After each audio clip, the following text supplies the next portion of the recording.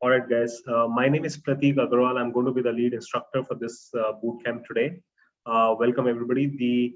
The topic of discussion today is that how do we apply analytics to solve problems in real estate industry?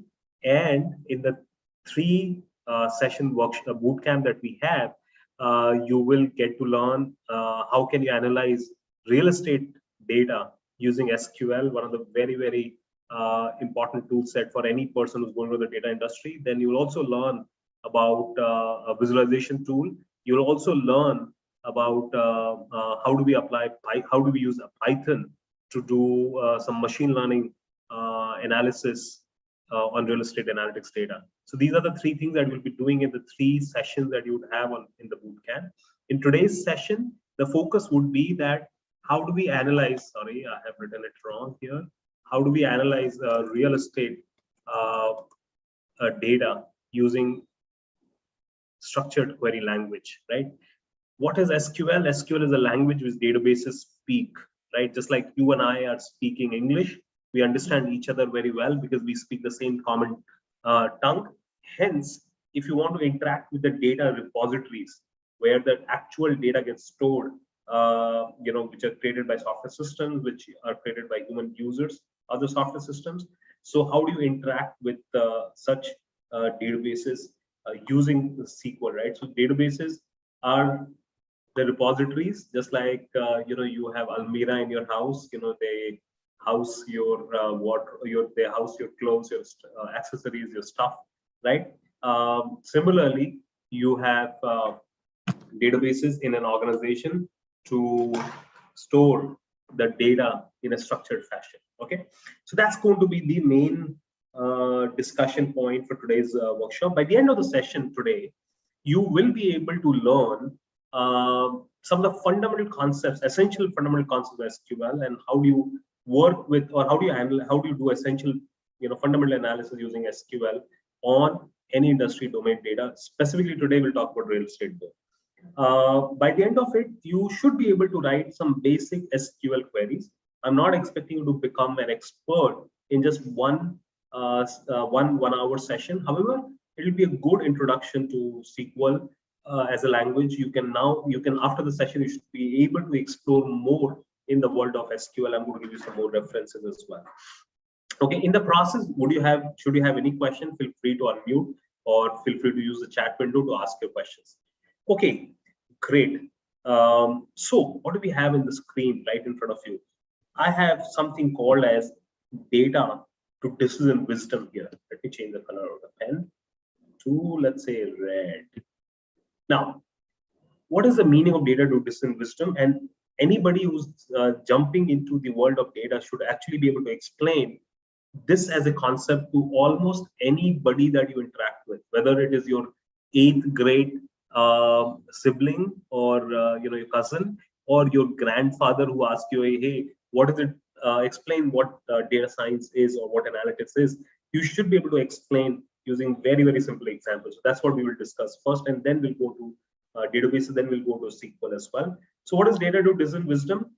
Imagine what is data, right? Imagine you're working in a bank, and let's say this not bank, so let's say you're working in a real estate firm. Imagine you're working with I don't know, Shobha Realtors or Lodha or DLF, any one of the big real estate firms, right? What kind of data would they have with them? Imagine they ran a campaign, advertisement campaign. You see your city is bombarded with all the hoardings given by all the real estate players, right? Imagine they ran such advertisement campaign for 1 week and they got 100,000 new customer inquiries. Massive ad campaign, and they got 1 lakh new customer inquiry.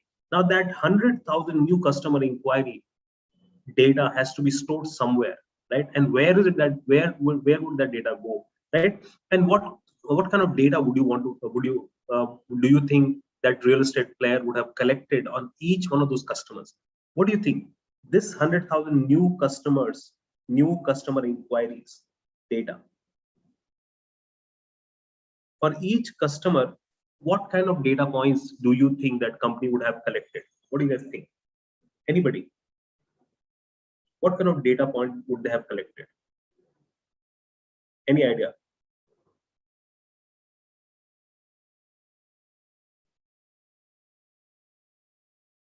Anything?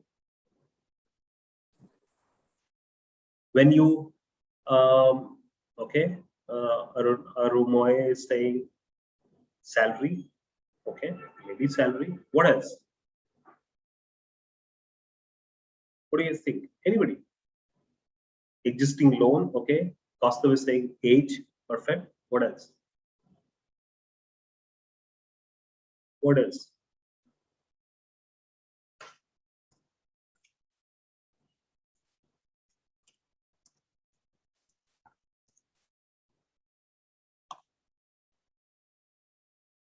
Okay. So now somebody said name. Harsh is saying name, personal information, potential to buy, personal details, area in which they want to purchase home in that area. Okay. Area of the home that they want a brand preference. Okay. Okay.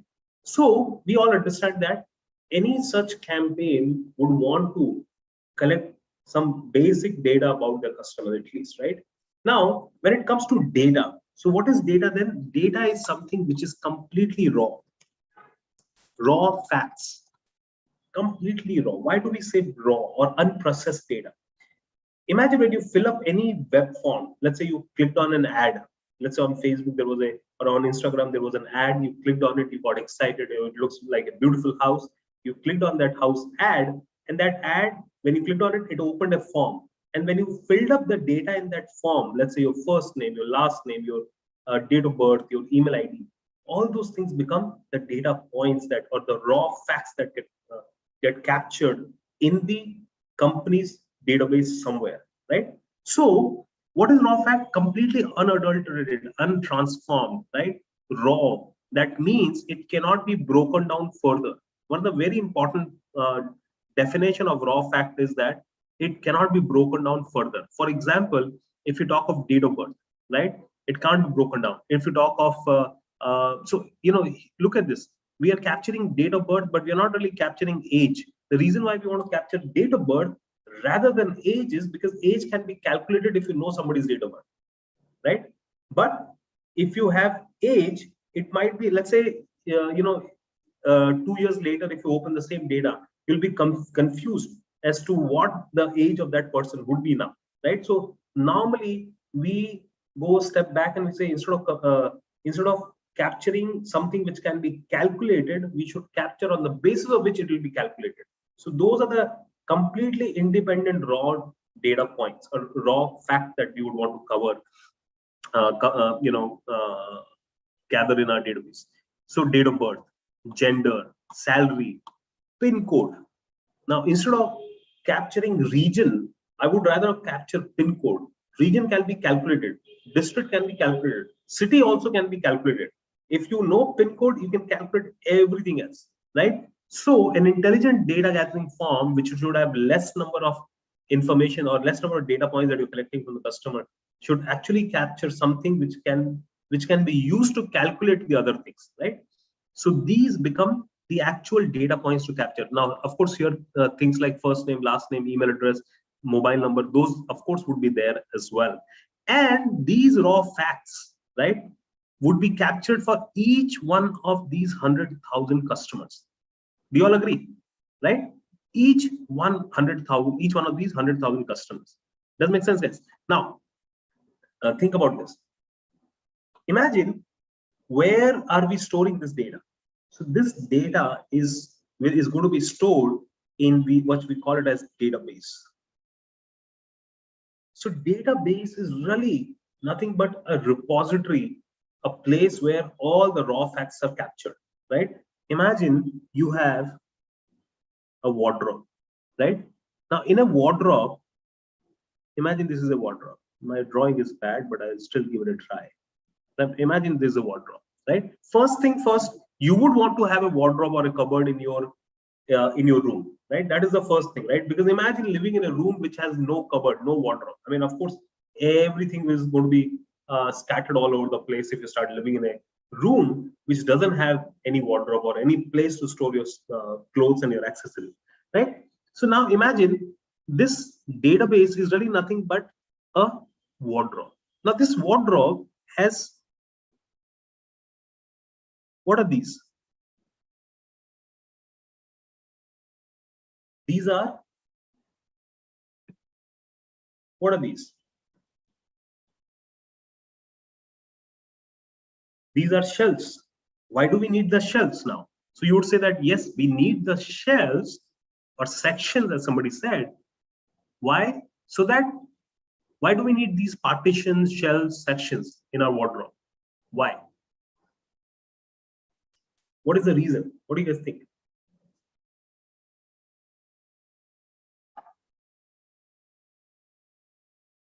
What would be the reason? Pankaj is saying for separation. That's right, Shantanu. Shantanu is saying to arrange in an ordered fashion.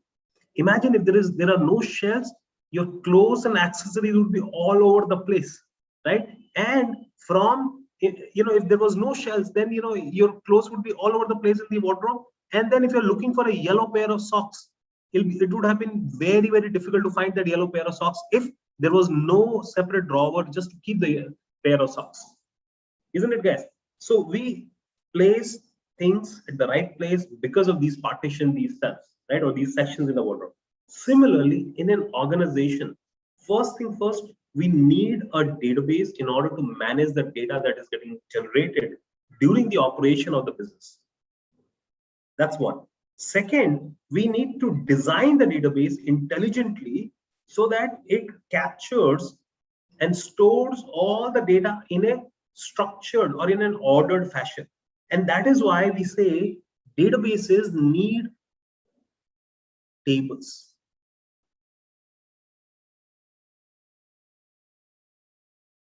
Do you understand what I'm trying to say, guys? These are tables. There'll be, let's say, one table for customers. There'll be one table for all the orders placed by the customer. Let's say there's one table for employees. And what is the meaning of a table? Imagine this is a table. And these are columns.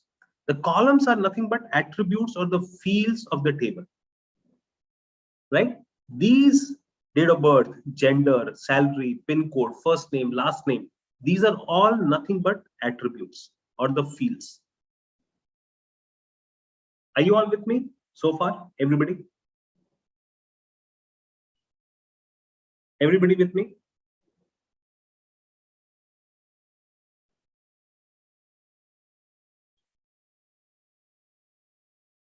Any questions?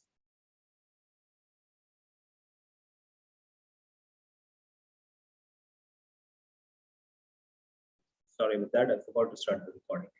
So if in a database, you need tables so that you can organize, segregate the information into different categories. Customers would have its own table, and in each table of customer, each customer would have what all attributes would have: first name, last name, date of birth, email, gender, salary, pin code, right? And those are the attributes. And for, if there are 100,000 customers information, then there will be one row for each customer. So these are called as rows. And those rows contain the actual customer data.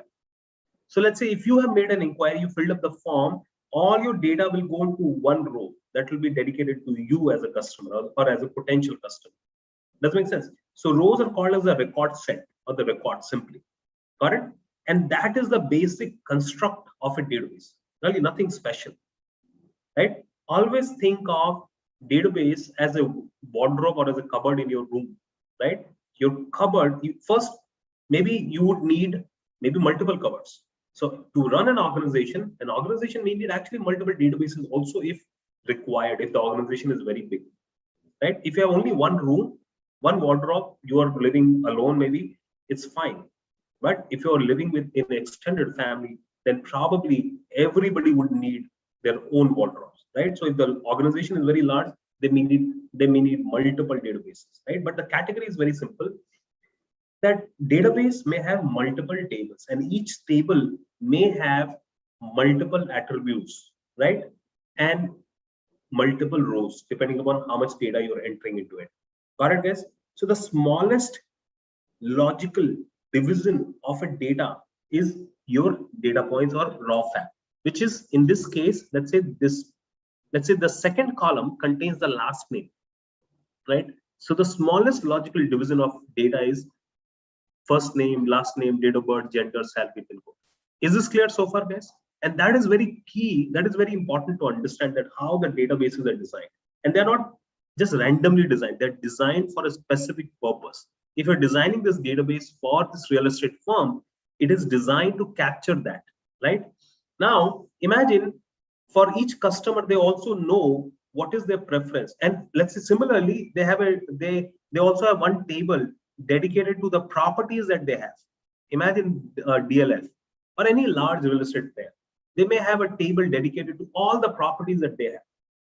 And for each property, right, they will have a lot of attributes like number of BHKs, number of bedrooms, number of toilets, number of, whatever amenities offered in that particular property, and so on and so forth, isn't it?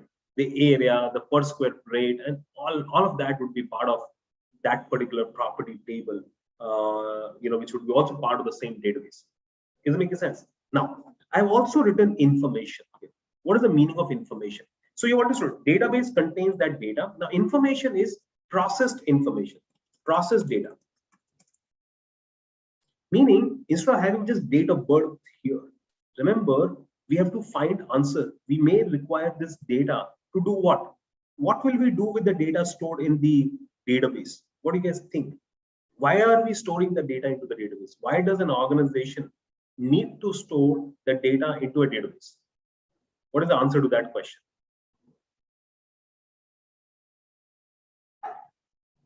For future, not just reference, Shantanu, but for future data analysis, for future decision making. Suppose my question is very simple. I am the chief marketing officer. I want to understand that we spent 1 crore last week in advertisement campaign. We put the billboards all over the city. What result have I received? Was the advertisement campaign effective or not? Right? How would I know that? I would know that, whether the advertisement campaign was effective or not would depend upon how many new customer leads or inquiries were we able to create. And also, we would also come to know whether that 100,000 is a good number, bad number. We can do analysis of the past data and so on and so forth, right? Let's say I want to find out what kind of customers were we able to target in our last advertisement campaign. That is my business question to answer. So to answer that business question, I would have the data stored in the database. So as an analyst, let's say your chief marketing officer comes to you and says that, hey, you are the marketing analytics professional that we hired by paying a lot of money. Give me the answer that what kind of customers, give me the profile of the customer that we were able to attract in our last advertisement campaign. So you would, as a good data analyst, you would go back to the database and you will query, right? Query meaning you want that information. Now, information, suppose if you're trying to create profile of the customers, you can't just create the profile of the customers on the basis of date of birth, but you'll have to transform date of birth into something. So that transformation is called as information. For example, from date of birth, what would you convert this date of birth to? What would you convert the date of birth to? And I have been saying process. What is the meaning of processing the date of birth to? So that would be age. Perfect. Right? Similarly, PIN could be converted into region, into landmark, and so on and so forth. Right? So that is processed information. Using that age, right? Then the next thing would be to summarize the data. Remember why we want to summarize the data? So that we can create insights. Insights are the analysis outcome, right? After analyzing or after summarizing the data, what can you conclude, right? What can you conclude? Let's say, just taking a very funny example, let's say in my engineering class, if I remember, I think in my entire engineering department, we had 12 girls across I think 8 departments or whatever, right? Computer science had like 8 of them, and rest of the 4 departments had like 1 of them each. So if 12 girls and let's say 500 boys,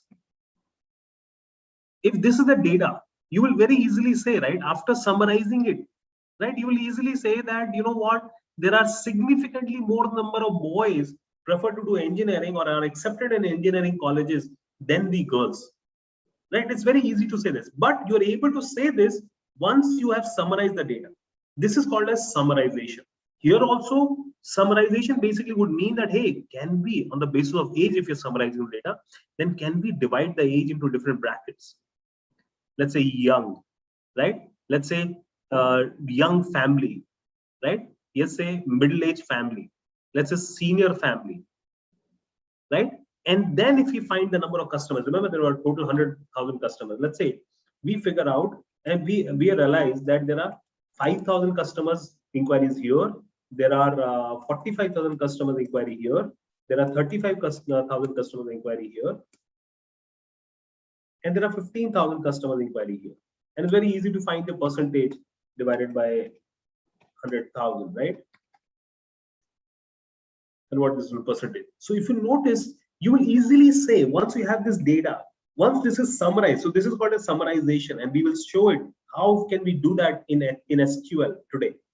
Once you have summarized this data like this, right, then you can easily create plain English statements or conclusions or summary statements or insight statements for your chief marketing officer who's waiting for an answer, right? You will say what? Looking at this, try to convert this into the simplest plain English statement that you can think of. Remember, chief marketing officers have very little patience because he's a leader, he's a busy guy. So what actions are you recommending? What actions would you recommend for your chief marketing officer, depending upon what you're seeing in the summary here? Any idea? Quickly, guys.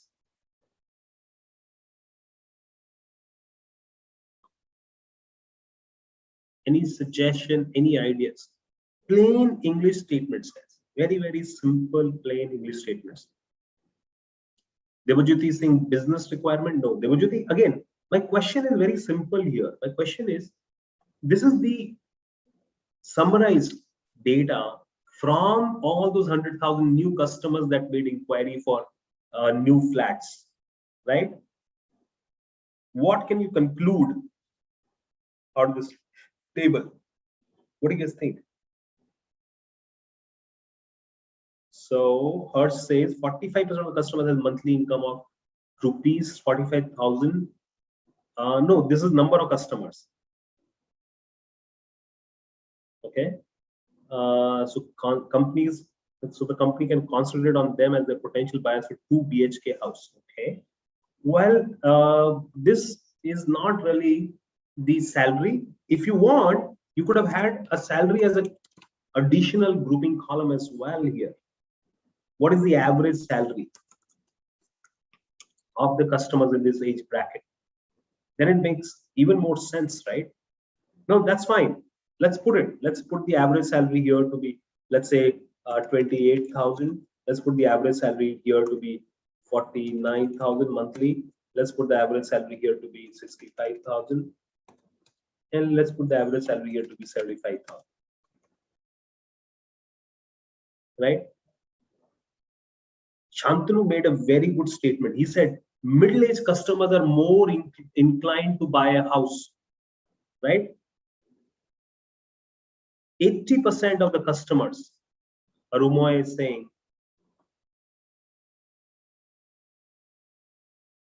is young family and middle-aged family. That means people or families which have, or people who have dependents, young or maybe little old, are the people who we should target, because that's where 80% of our customers come from. Senior citizens are not that interested, and young folks are not at all interested in buying house, which may actually be the right hypothesis to make here.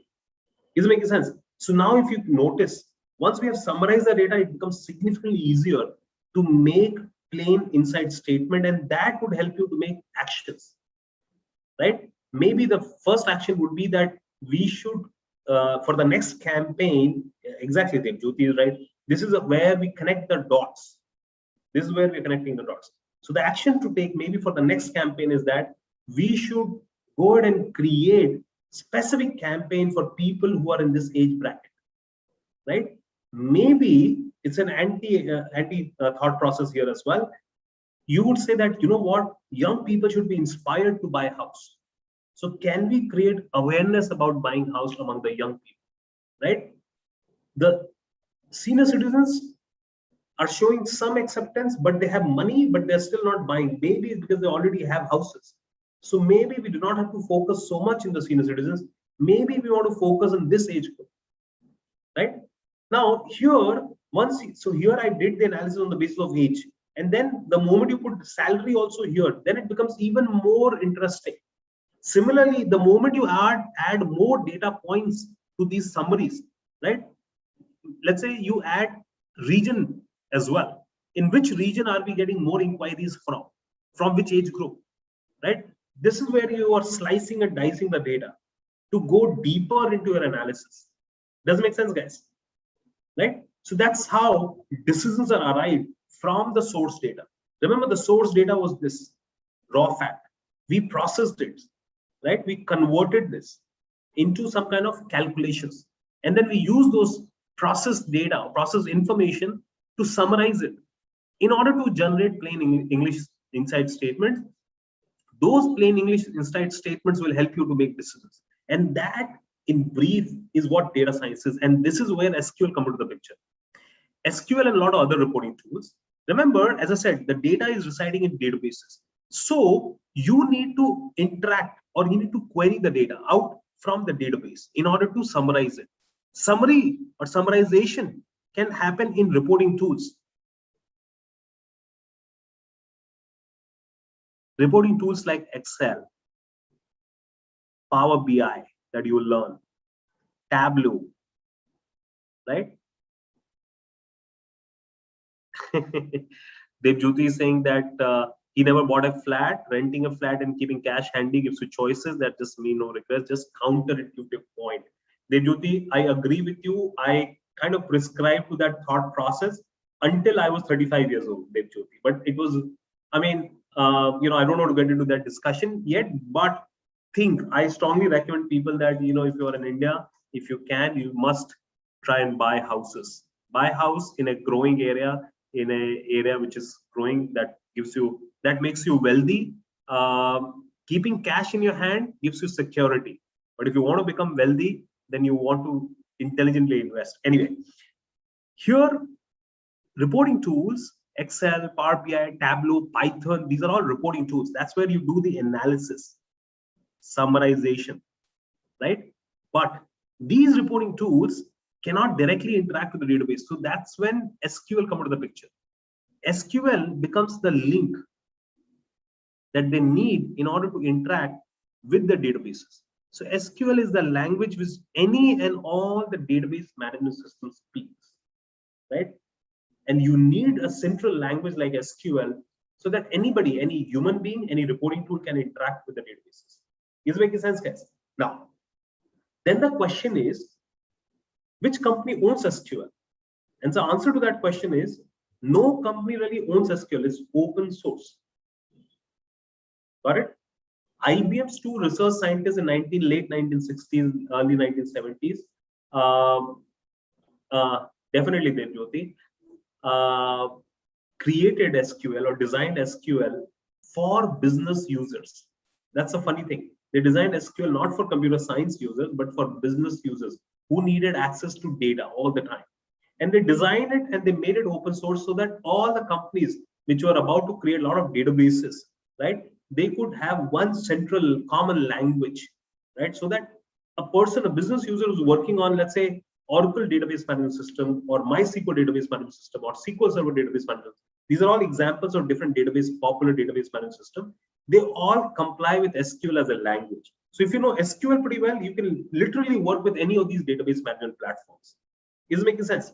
So the database, the famous database management systems are Oracle, PostgreSQL, IBM DB2, MS Access, MS SQL Server, MySQL. The ones which are highlighted in bold are for free. Okay, and they all support SQL.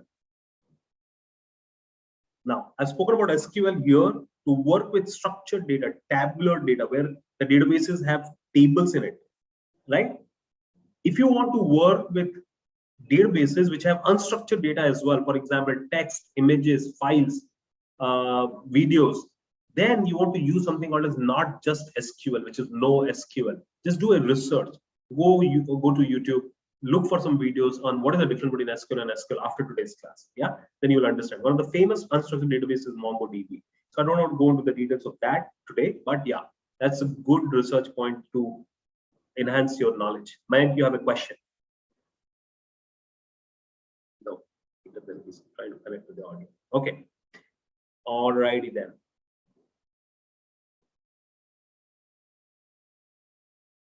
Now, let's get our hands dirty. Let's see how SQL looks like. Let's also see how databases look like. What I've done is I've already installed MySQL database. I'm using one of them. Literally, I could have used any one of them, but I'm using MySQL. It's free to install, and it is fairly large also. I mean, it can support fairly large databases as well. So I'm going to give you, after this class today, I'm going to send you a link with how to install MySQL server locally in your machine. And also in my video, in the recorded video that I'm going to send to you on how to record, I will also tell you how to access database on cloud databases as well, which are for free, right? Then any database, just to give you some quick understanding about, yeah, Shantanu, go ahead.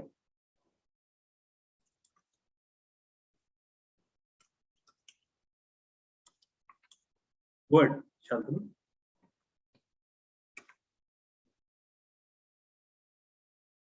Any database, okay, Shantanu, we can have that discussion towards the end of the class. Any database needs a machine to be installed, right? Just like how you install any software. A database management system is really nothing but a group of software which allows you to create the database, which allows you to create tables in it, which allows you to insert the data into the tables, which allows you to query the data out from the table, right? So a database server will allow you to host the database. But a database server can contain several databases.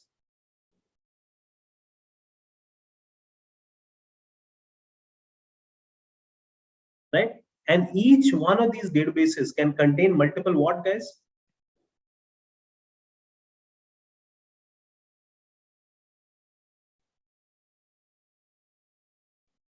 Tables, that's right. That's right, Baba. And in order to connect to this database server, you need a client software.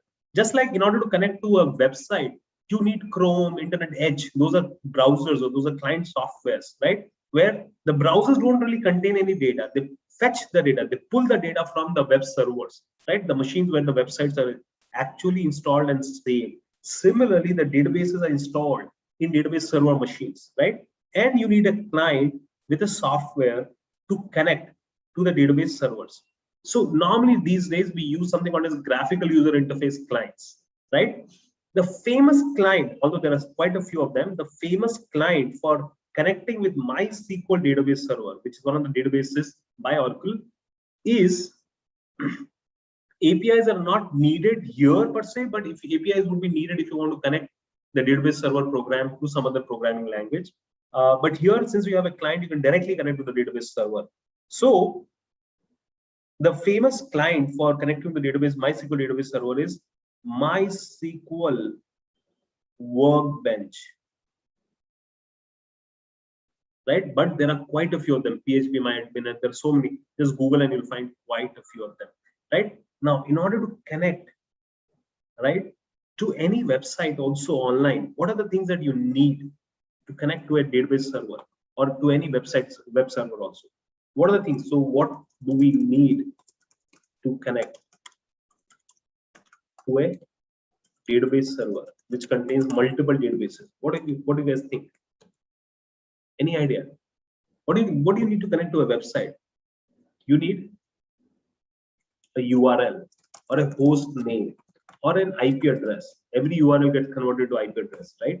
Second, you need here, because everything is about data, so it's stored securely. And by the way, a database server can contain multiple databases. So we also need a database name. Generally, you would not be having a complete access to the database server as a user, as an end user. So you would probably be given access to a specific database within the database server. So you'll need a database name. Then you would need login ID. Then you would need password. Right? Now, this is true if you're storing the database in a remote machine, a machine which is stored in the cloud somewhere in the internet, and you're connecting to it through internet, right? Or if you're working in a larger organization as well, there also you'll find most of the databases are stored in the cloud, in the internet somewhere, right? So just like how you connect to a website, you would need all that information to connect to that.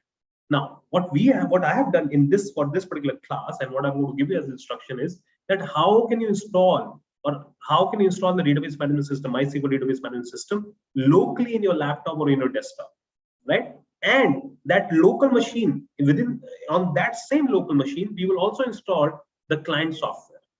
So I've already done that. My database software's name is MySQL Server. And how do I know that? If I go to this type here to search, and if I search for services, right, then it opens an app. And in this app, it shows me all the services which are running in my local machine. And if I scroll down to M, MySQL 8.0, that is the version 8.0. It's 80 written 80, but it's 8.0, which is the latest version going on in the market. This is running. It says it's running. Once I've installed it, then it would be running here. That means my server is running, right? In order to connect to this server from my local client, my local machine, I still need a client software.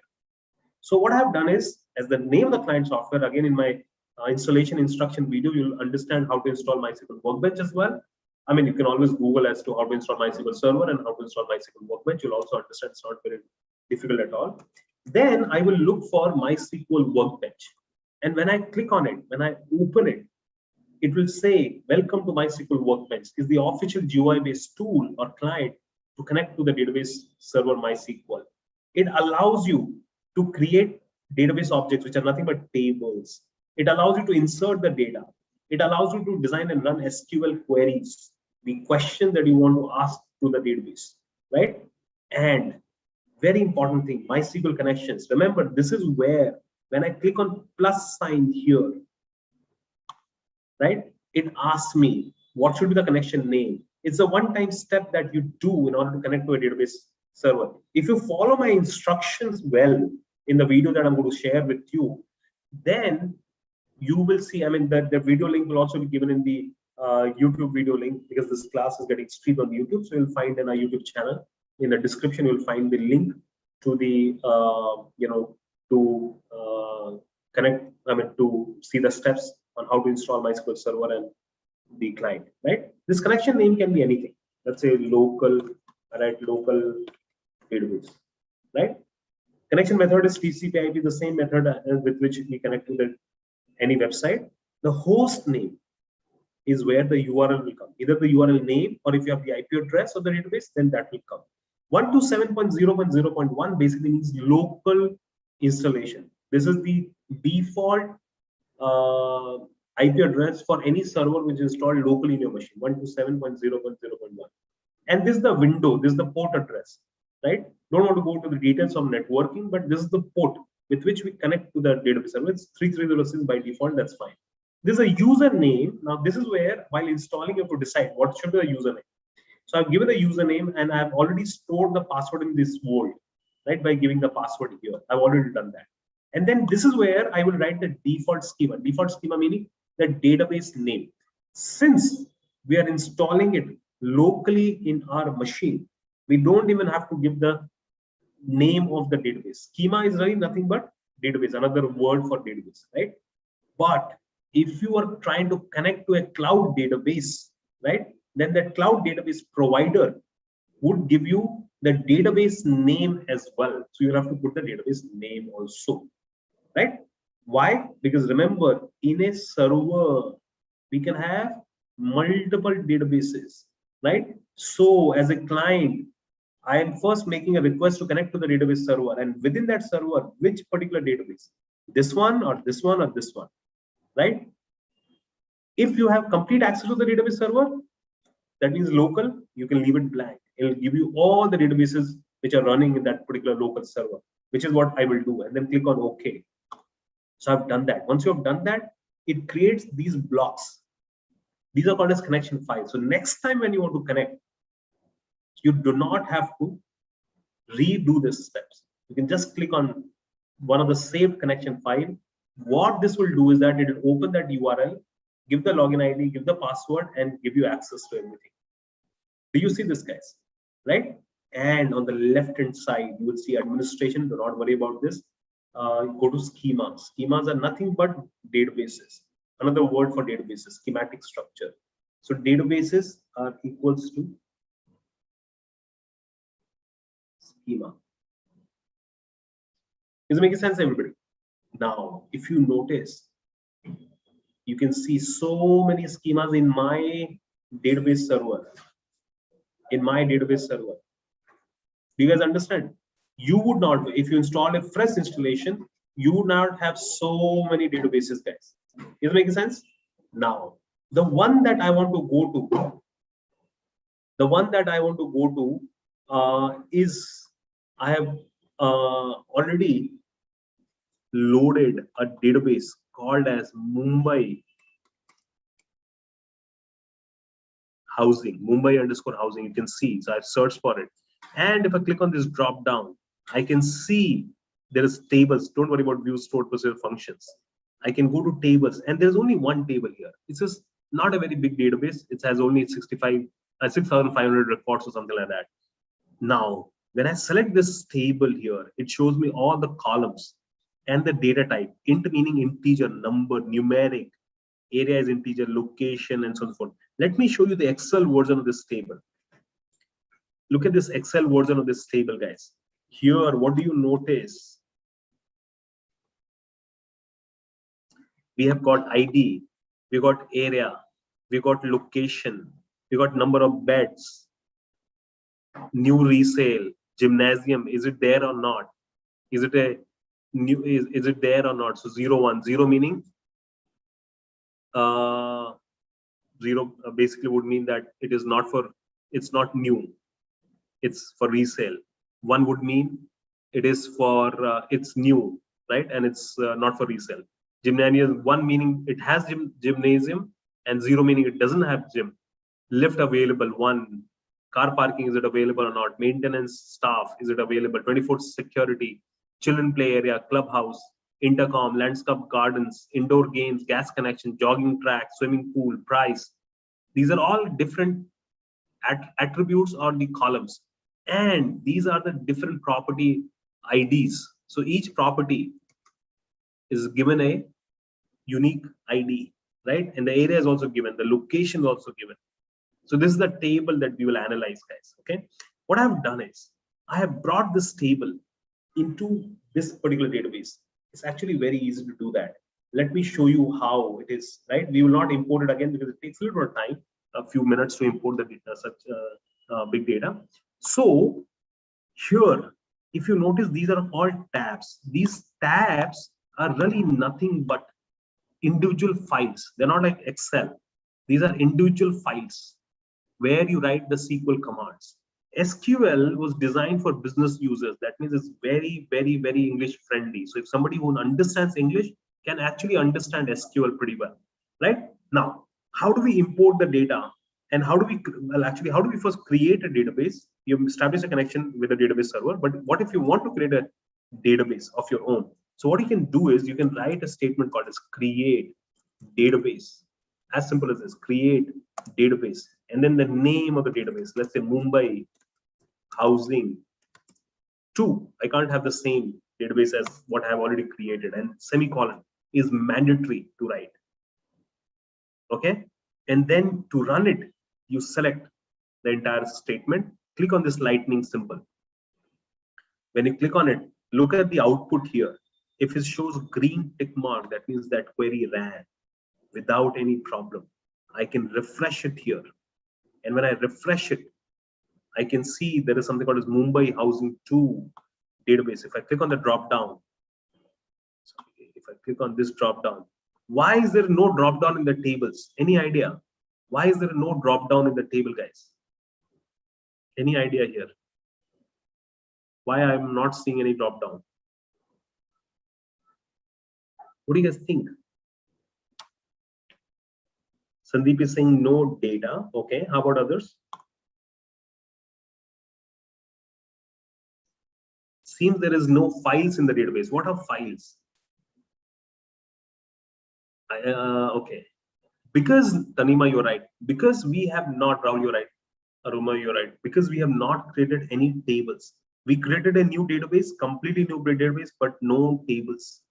Got it, guys? Right? So that is the reason why it is showing nothing here, right? Now, I'm just going to go to one tab where I've already written some of the commands, guys. So here I created, look at this, I created this Mumbai underscore housing. Then remember my database server contained a lot of databases. So that is why what I wanted to do was that I wanted to make this particular database default. That's right. No tables were there, hence it showed nothing. I created this database, right? And this database, and then I wanted to use this one. Why? Because remember my database server had multiple databases, right? So I wanted to use a specific one. So for example, here also I can write use Mumbai underscore housing 2. Now, most of the time SQL is not case sensitive in most of the databases, but in some of the databases it is case sensitive. So I would suggest that be case sensitive about it. Okay, write everything small. You select this and run it. The shortcut to run is Control Enter. When you run it, then it becomes highlighted. That means this has become defaulted. That means any other SQL statements that I write, SQL statements that I write, structured query language statements that I write, would by default be running on this particular database.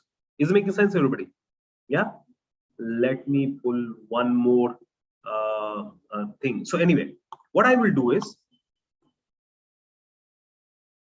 I don't want to use this one because, by the way, just wanted to show you how to import the data from Excel into MySQL. It's very easy. So I've created this, I made it default. Click on this tables. There is nothing right now. Right click on it. Right click on it. Look at the options and tell me which option should I select if I want to import the data from Excel. Quickly get which option should I select? So of course, the option to select here will be this second last one, which says create table data import wizard, right? Click on that. Then it'll ask you where is that data. So let's say I browsed it, I went to the file, the CSV file, right? Comma separated. So what you have done is we have saved that file. Any question, Maya? Maya, any question? Okay, sorry. So I went to file. I'm trying to show you how to convert an Excel file into a CSV file, .csv, comma separated values file, which can be easily read. Remember, Excel is a Microsoft proprietary technology. So not all databases, unless it's a Microsoft database, will not support Excel version. So you have to convert the Excel versions into CSV, comma separated values file, which is this option. You can easily just go and save it as .csv. Is it making sense, everybody? Got it? Once you've saved it as CSV, all the formatting options, everything will go away. Save that file, then come over here as we did, browse, next, and then it'll ask you create the new table in this particular database. Yes. What should be the name of the table? Let's say the name of the table is Mumbai housing table or data set. Right? Click on next. Now the beauty of this import wizard, it previews the data here from Excel and gives you option that, okay, looking at the data here, I think ID is integer, number, numeric. You can select what kind of data the ID field contain. 4 basic data types, number or integer, date for fields like date of birth and time of birth and so forth. numeric data like salary, right? And text like first name, last name, or any other character or any other field that you want to store, which are non-numeric, non-date, you end up storing it as text. And also one more binary, yes, no. Okay, so it has done that mapping for us. You can verify that mapping, and once you're satisfied, click on next. Then it says, okay, we are ready to import, right? Then click on next, right? And then start importing. It'll take some time, so I'm just going to cancel it. But this is what you would want to do. Is making sense, guys? Right now, if I refresh it, because I had started the import, so you can see under here there is a drop down, there's a table here as well. These are the columns which are created in that table. We will not use this particular database right now. I am going to go back to the tab where I had some statements here written. If you notice here, create table Mumbai. So this is the query way of doing it. If I was writing a query, I could have done something like this, but we do not have to be bothered too much about this because we have already imported the data and this statement was automatically run by the system. So we'll not be worried about this one. Now let's go directly to some analysis. Thinking that we already have gotten the data into this, right? How do I read the data? So by the way, whenever I write in MySQL, whenever I write anything under pair of / asterisk, and then asterisk / is considered as plain English statement and not executed by SQL server, right? Plain English statements. Good to write some notes. So the first question is how do we read or extract the data from the databases table? How do we do that? So there is a statement here called as select statement. Select from which database? Mumbai underscore housing. This is the name of the database. Dot. Then the name of the table. Housing underscore.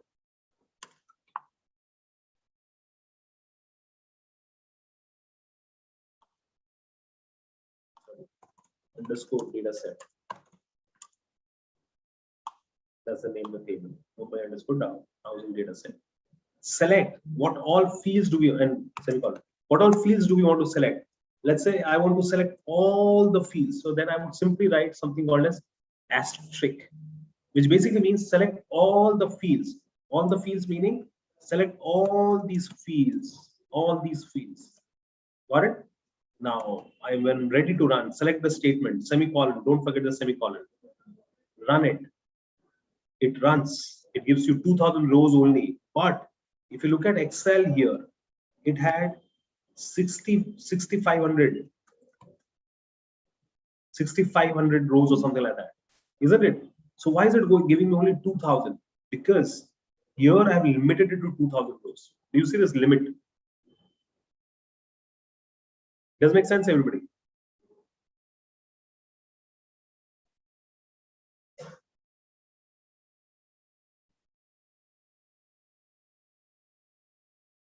Clear, guys? Now, if I want to manually limit the number of records in a large table, I can write limit, let's say 10 records, 10. So it will limit 10 records only. See, it shows 10 records. This is the result. If you want to export this result into Excel, you can click on just export here. Export to an external file. Export it as CSV, as what? Right? Export it as CSV or HTML or whatever file. And you can export the result of any select query. So select statement is the statement which helps you to read. Now let's look at some of the questions here, guys. Okay. Mr. Prakash, let's say a potential buyer, wants to buy a house in Mumbai, right? Now the question is enlist all the locations where houses in Mumbai are available. Because remember, if I look at this, there are multiple locations in the table, many locations.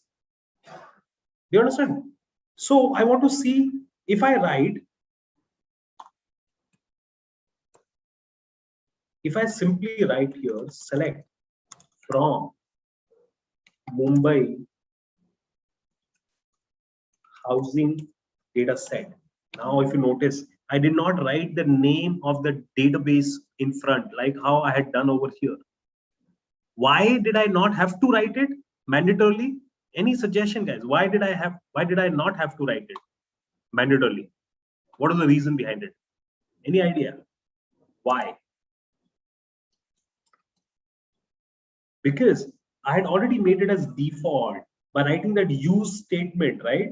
If I had not made it a default and my database contained many databases, then I had to mandatorily write it.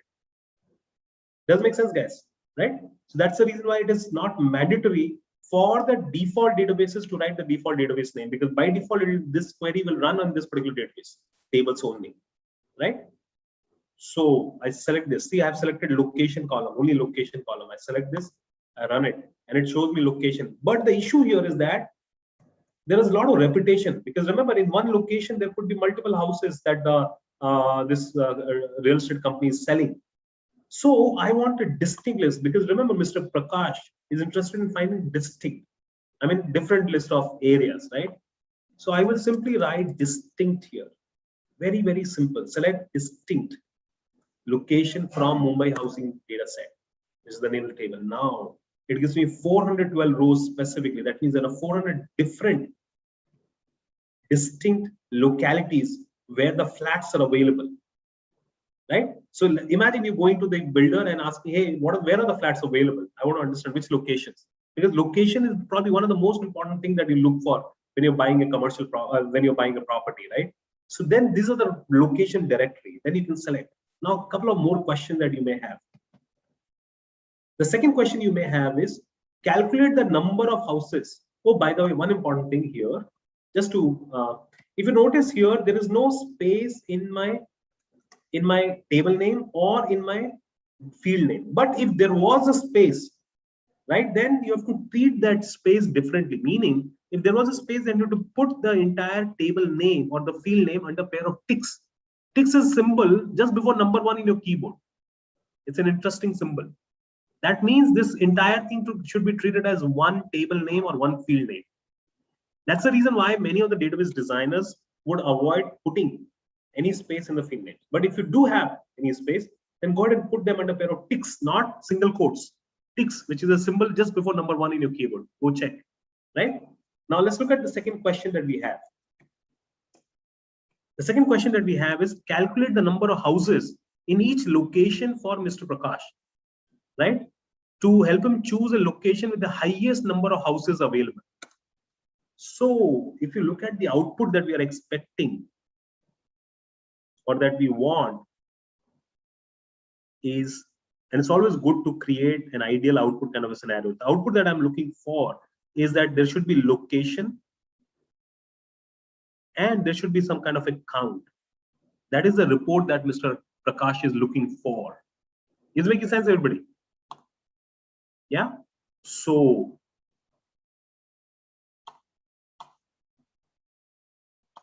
that means, what do I do here? I want to somehow group the data by what column? I want to somehow aggregate the data by what column? I want to aggregate or group the data by what column? If you imagine this, right, it's like saying how many students are males and how many students are female in this batch. So the first thing that I would do is that I would tell you that, hey, please stand in groups, 2 groups. These are all females and these are all males. Once you stand in groups, then we will count.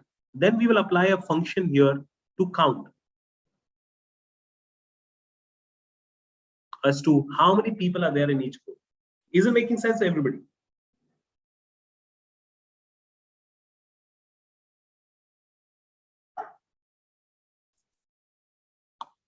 Got it? So in SQL, it's very easy to group. So we want to group the data from Mumbai housing data set, group by location column, semicolon, that's the end, and location. That's the first thing that I want to show. See, that's the reason why if you create ideal output, it becomes very easy. Location, and then there is a function here, count. Count on which column? Let's say location column. As meaning, suppose if I don't write as, let's say if I don't write as, and I select this statement, I run it, control enter or click on this, it shows you number of properties in each location. Do you understand this, guys? But the column for the count, the second column label is coming as count or location because we have calculated it. So I can also give a dummy column name as total properties, as total properties, as, and I select this, press control enter to run it, and I get total number of properties. But now it is a long list, 412 rows. Remember, there are 412 different property locations. So give a total number of properties in each location. Do you understand this? So Mr. Prakash may not be very happy about it. He says, no, don't give me this kind of a report. Give me in a descending order by the number of properties. So one very simple thing that I can do here is that we can sort the data. How? Just I need to write order by. Which column do I want to sort the data by? So I want to sort the data by this calculation column, count of location. So I just copy and paste it. Either I can copy and paste the actual column name as it appears here or expression name, or I can just write the sequence number after select statement. So count by second column in DESC in descending order. Interesting. Now do you see this, guys? Right? So did you understand this two? What is the meaning of this two? Count of location, or the second column after the select statement. So I can simply write second. Is it making sense, everybody?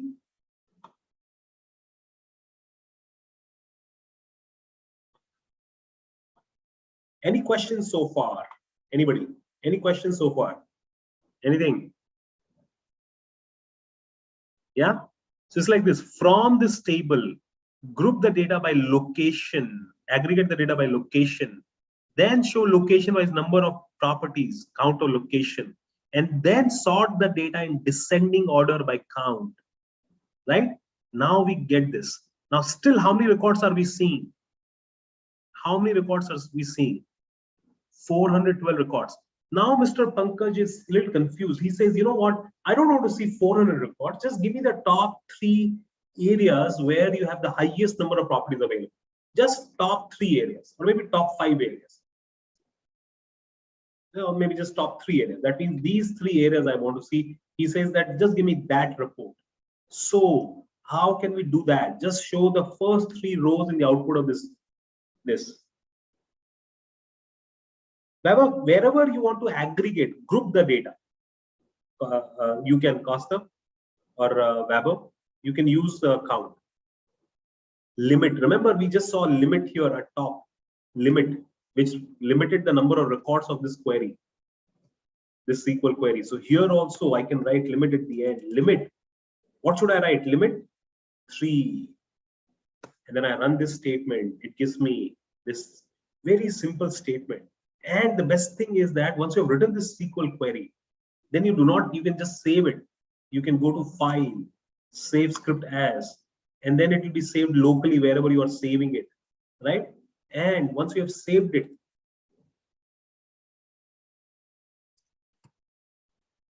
right? Next time you just have to open that query again. You don't have to write that query again as well. You can just rerun that query. It'll give you the fresh data. Is it making sense? Look at the execution sequence. First, the table opens. In fact, first the database opens, right? Then the table opens. Then you will group the data by location. All these people will be grouped by location. Here it's grouped by gender, but grouped by location. Then sort the data by, then select location, then count, right? And then sort the data by the second column, which is count or location. And then just limit to number of three records. Now let's look at one more question here, guys. Help Rita to find out the average price of houses in each location to make a better choice as per her budget. In each location, right? So what I do is select from Mumbai housing data set. Now this time I want to group the data by what? This time I want to group the data by what? This time I want to group the data by location. Average price is what we need to find. That's a derivation, derived column. Pankaj. So we'll this time group the data again by location, because she says in each location. Does make sense, guys? So group by what? Location again, and then location wise. Last time we used a count group function. This time we will use AVG for average. AVG of what? Which column, guys? AVG of which column?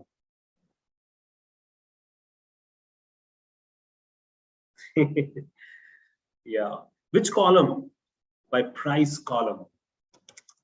So price, that's right, as average price. And I select this and I run control enter or press or click on the symbol and runs it. It finds location wise average price. But now again she's confused. She says, you know what, I want to just see the least prices, right? So this time I want to order the data, location which have the least prices. I want to order the data by what column? Least prices.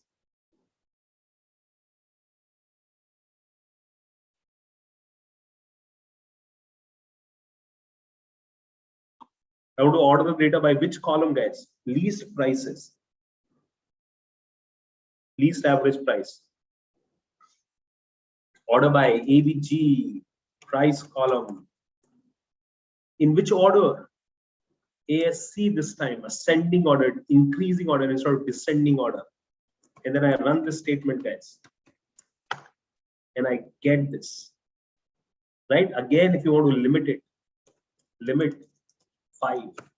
The least priced 5 location. Now, if you want to further make it interesting, then she says, you know what, how many properties are available in these localities? Oh, only one property. So then you would say, oh no, it's not making sense. Do you understand what I'm trying to say, guys? That's how the analysis would be done. Now let's look at a few more questions quickly. Rahul wants to move from Vasai to a 3 BHK apartment in a new locality, in a new location. Help him choose the best affordable location, which kind of we did, right? Vasai, move from Vasai to a 3 BHK in a new location. So here, look at this. From this data, where number of bedrooms, now this has a space. That's the reason why we have put it on a pair of ticks. It has a space. Ticks is equals to 3, where. This is the first time we're using where, which will filter. Where is like filter. And so simple, you know, just like how we speak in English. And location, not location, not in Vasai, or we can always say not equals to. This is a symbol for not equals to Vasai. The reason why we put Vasai and a pair of double quote, pair of single quotes, because it's a text value. Any text value is put in a pair of double quotes. Vasai is not, location is not equals to Vasai. Group by location, and then AVG of price.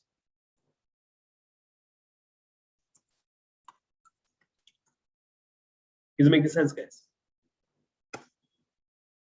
Order by second column AST. Is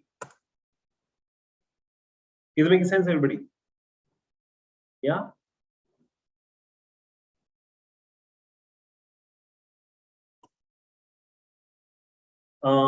Best price, we have done it. Let me, fitness, right? So he's looking for, now look at this. From Mumbai, gymnasium is going to 1, right? Why? There should be a gymnasium. Jogging track should be there because he's a fitness enthusiast. Swimming pool should be there. So swimming pool is also equals to 1, right? Does make sense, guys? And group by location and average price. and then again order the data by 2 in ascending order. Does make sense, guys? He's a family man with 2 kids. So help him find a property in Gurgaon at the lowest price. Family man. So he is looking. Why 2? Okay, why 2? Why 2? Anybody? Why 2? Why 2? What is the significance of ordering the data by 2? Anybody who can answer this question? Who can answer this question?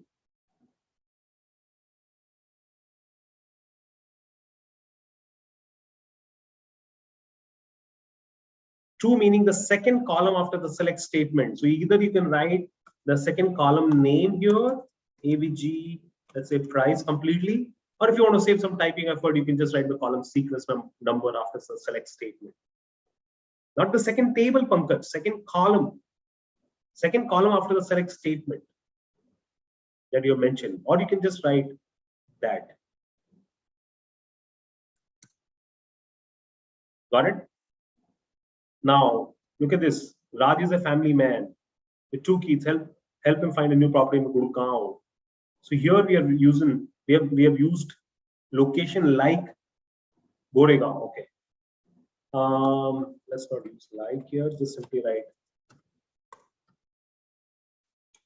Goregaon. And new resale is going to 1, and children play is going to 1 because family man. Order by 3.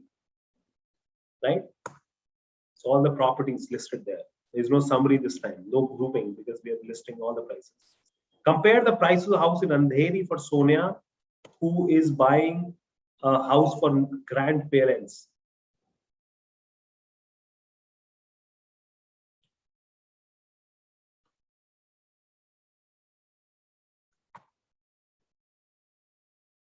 So a lift available is going to 1, 24 security is going to 1, and then order by price. Okay. Cheapest house. So don't worry about that particular query. Anyway, so if you notice here, I'm going to give you all the scripts that are further there. But if you notice here, guys, you will find what? You'll find that doing or writing some basic SQL queries is not difficult at all on the database. Does make sense, everybody? Yeah. And it was not difficult to create a database. It was not difficult to import the data from an Excel file. We just had to right click over here. Sorry, on the tables, we just had to right click over here and import the data wizard, right? So just to quickly summarize, guys, these are the things that we did today. We created a database, right? We imported. Why did we use here to make it default? Right. It seems a very basic knowledge, Pankaj, definitely. Now, what is the next thing that you would do once you know a little bit of fundamentals of SQL? The next thing is to start exploring, guys. I've got a lot of videos here on our YouTube, on Ivy Pro School YouTube channel. Feel free to go ahead and explore further, right?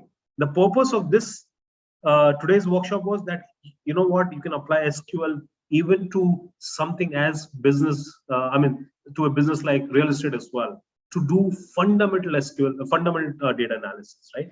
Now, but SQL is like a sea, right? You will end up learning so many things. There are so many things to learn in SQL.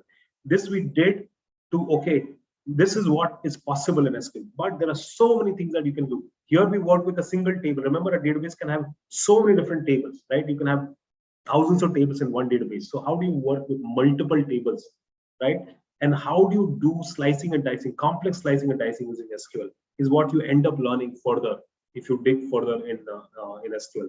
So look for, or maybe just go to Ivy Pro School's YouTube channel and you'll find a lot of videos for even intermediate and advanced level of SQL. Anyway, just to quickly summarize, guys, created a database. Then we made the database as default.